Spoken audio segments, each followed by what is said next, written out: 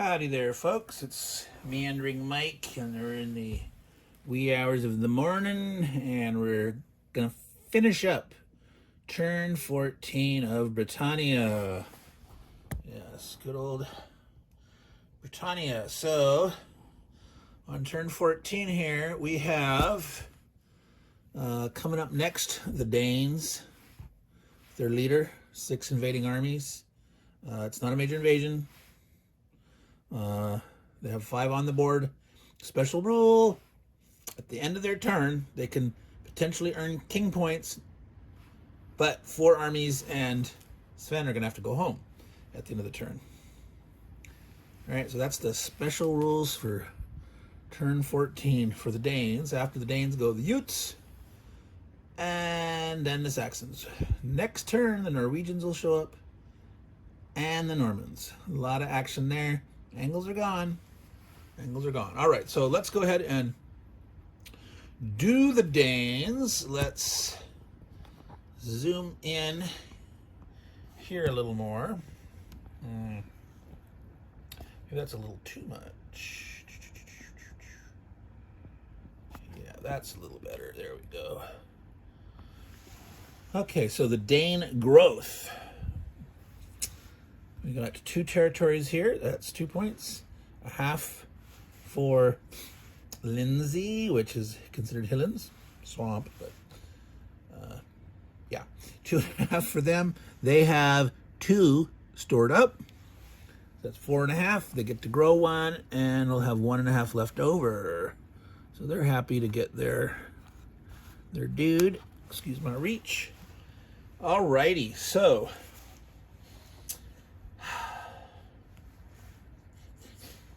I think it makes most sense to try to go after kingship. There's no special points for them on turn 14 other than kingship. Turn 16 is the next time they can score for areas. Now, of course, York's on the list. Essex, Lindsay, North Mercia. York's was 4. So a lot of battling for York at the end. But right now, I think they want to hurt the Saxons the most. The Saxons have been the biggest pain in the butt for them. The red player is way, way out in front. They need to be pounded on. So let's see what they can do. Not a major invasion. And yes, I need to remember to put the reinforcement on.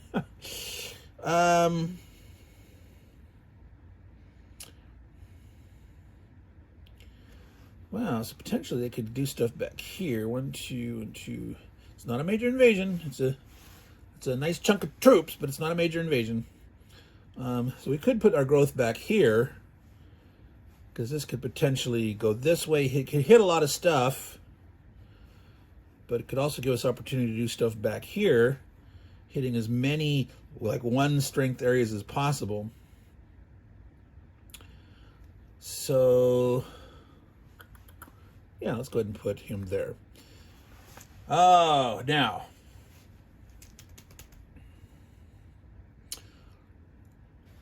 the only place where they're stacked up is Sussex. Do they want to 6 here? Try to hit the big stack,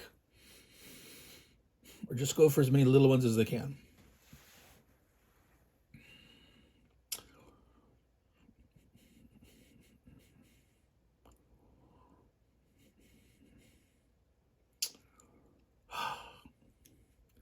I think they want to maximize their chance to pound on as many little things as possible.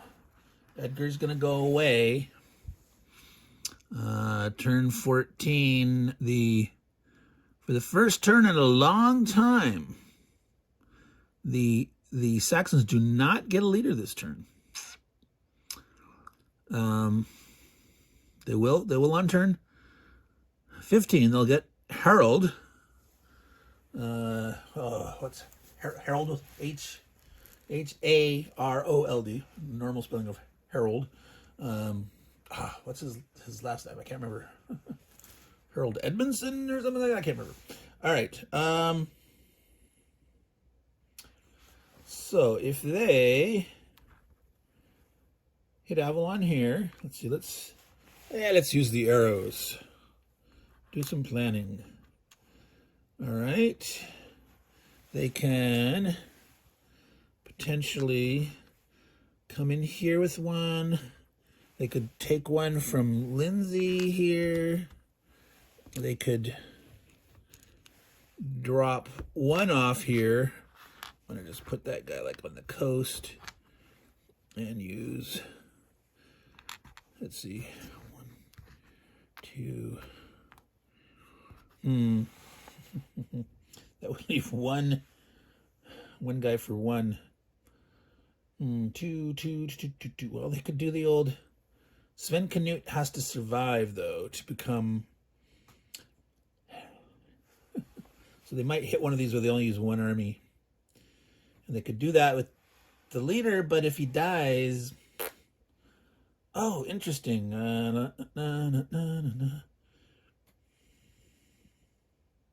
They can use... The leader doesn't have to stop in the Highlands. They could leave this guy here, and he could come through here with this one, and they could use him in North Mercia. I don't know. They want to crown themselves king in North Mercia or in Essex. They want to go to the traditional seat of the Saxons or otherwise. I don't know.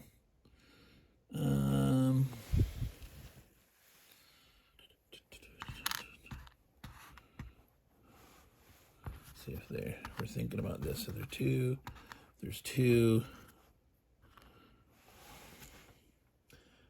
They could say, we want to make sure for certain that we take... See, he's leaving though. He is leaving. This is the thing. They can count their king points with him in their armies. They can get the 4, and then 4 armies can disappear, and potentially they might not have enough to maintain all those provinces.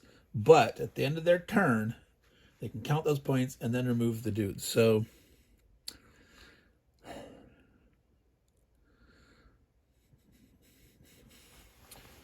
I think to maximize that, you take 3 in. You get total overkill. It's like we want him. We want to kill this guy before they can kill us back. And like we'd have to be the unluckiest dudes in the world to miss 3 times with the leader. With the leader, let's see. We're not showing that in the there. And then him to hit back, and then hit back, and he like decides not to retreat, and he kills them all. That's like so against the odds. So, but here too, he would land here. He would come here. So it's requiring a lot of 2s. Remember, this is Ute. This isn't Dane, but it'd be 1, 2, 3, 4. We're only planning on moving 1 out of here. 1, 2, 4, 5. No, that's not enough. They have to take more risk, folks, to actually get to the 8. 1, 2, 3, 4, 5, 6, 7.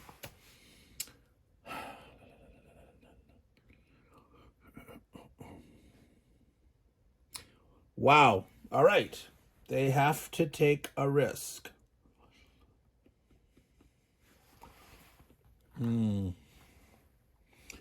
They just do 1 army on 1 army? Or do they say, hey, we're taking 1 army, but we take the leader and just hope he doesn't kill us back? To make sure the Saxons don't get any points for killing Sven. I don't think it's on their list, but Arthur, Danish brothers, Harald, Hardrada, or King William. No, not Sven Canute. Well.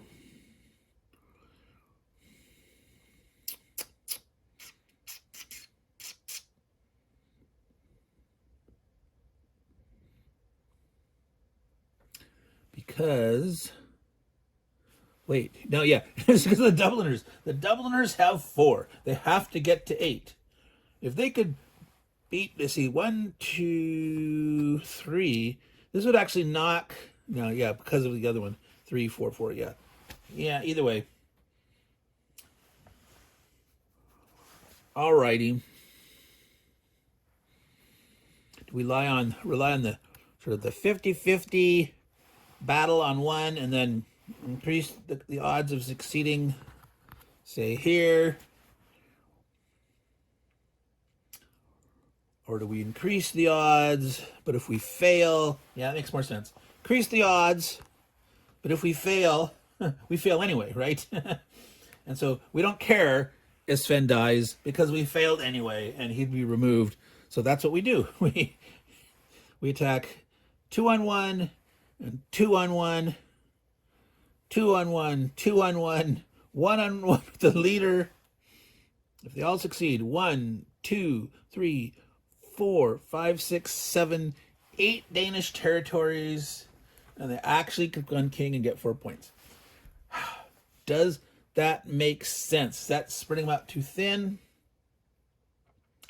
Probably, but the damage they're doing to the Saxons potentially, killing 1, 2, 3, 4, particularly 5 Saxon armies, putting down the Saxons low enough that they'll only be getting 2.5 growth points. I say we do it. All right. Fortune favors the bold sometimes. So we'll leave that battle for the end, right? The big sort of climactic, does foolish Sven running off by himself, trying to conquer Norfolk. Does that work? So let's start way over here in the adventuresome lands of Avalon. The deeply penetrating Danes there. All right, let's see here. I'm going to have to go up so you can see that better. Let's move those in a little bit so you can see there are on the coast. Yeah, you can see those. All righty, so in Avalon, 5s or 6s around. Oh no, the Dane loses 1 now. I think at this point the Saxons say, screw you, buddy, we're going to fight this one out. They're trying to hold on. They're like, no, you're not king, you're not king. The Danes are going to push it and try it. If they fail here, then they can be more cautious than the other ones, but they got to go for it, right? So 5 or 6s still. Oh, they kill each other off. Well, so that means the Dubliners are going to spoil the Danes' chance. The Saxon... Howdy, folks. We had the mysterious camera glitch again, but I think I figured it out finally. Somehow my archiving strategy on my phone was not set up as I thought it was, and there was over 174 gigabytes of recently deleted photos and or videos that were not getting removed and swept out of the garbage can as we were supposed to. So we'll see if this one works properly and keeps going, keeps recording. I hope so, because now I'm supposed to have at least 200 gig free right now. So hopefully this will work. Now, so where were we? Battle here in Avalon. The Saxons and Danes ended up killing each other off. I had actually was filming and finished the Dane turn, and even went on to the huge turn. We're beginning the Saxon turn before I noticed that the camera had flaked out and died. So what happened? The Danes managed to take the other territories except for Suffolk, so they failed in Avalon, and they retreated from Suffolk. They started to go bad. They didn't push it. They knew they weren't going to be able to get king, so they retreated out to the Phrygian Sea. You can retreat with your invaders if you go back to where you came from. And the reason they did that was because they knew that Sven and 4 guys were going to have to go home. So there was an army here. There was a couple other armies here, 1 army at sea. And so once they finished their turn, they couldn't get king.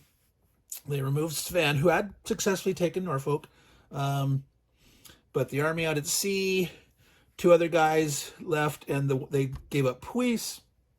They figured, green team solidarity, maybe the Welsh might want to come out there and grab that, or, grab this coast or do something.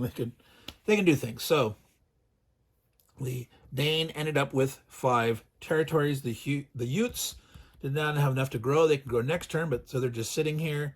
Wessex is a place they can get points. They're hoping the Saxons don't kill them, but who knows what might happen. So then the Saxons started their turn.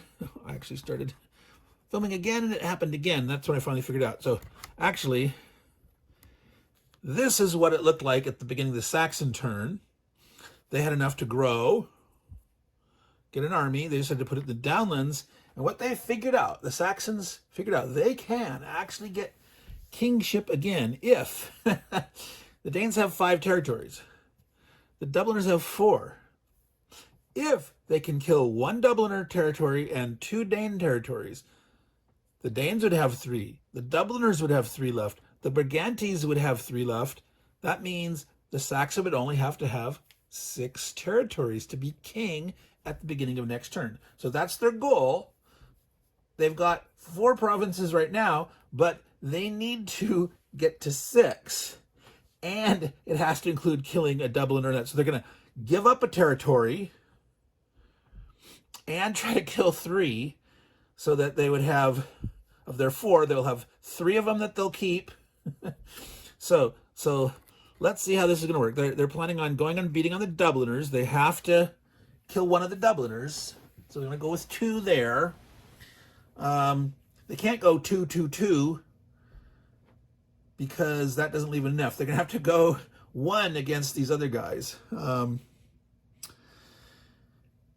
So what they're going to do is they're going to, see if I figure this out. They have to go 2 against 2 of them and 1 against the other. Is that right? 1, 2, 3, 4. Now they're going to have to go. So, shoot. No, yeah, he can go here. He can go here. Yeah, so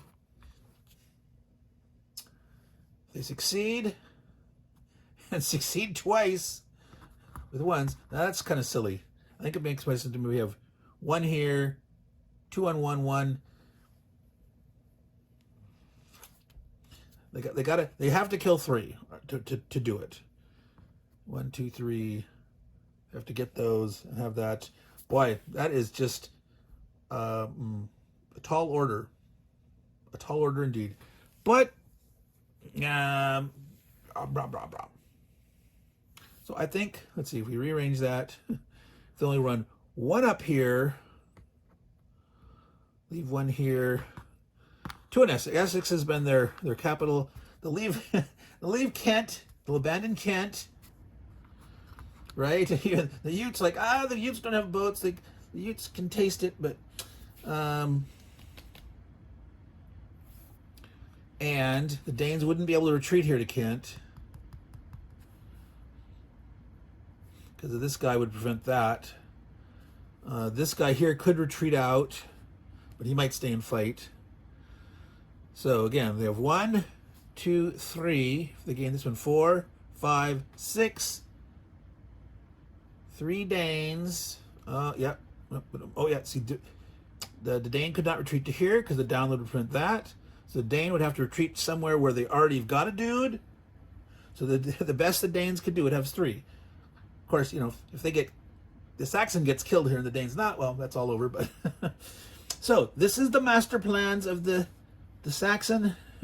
They don't have a leader to help them in this endeavor, but the great interim leader, Meandering Mike of Saxon lands, has decided to propose this to them.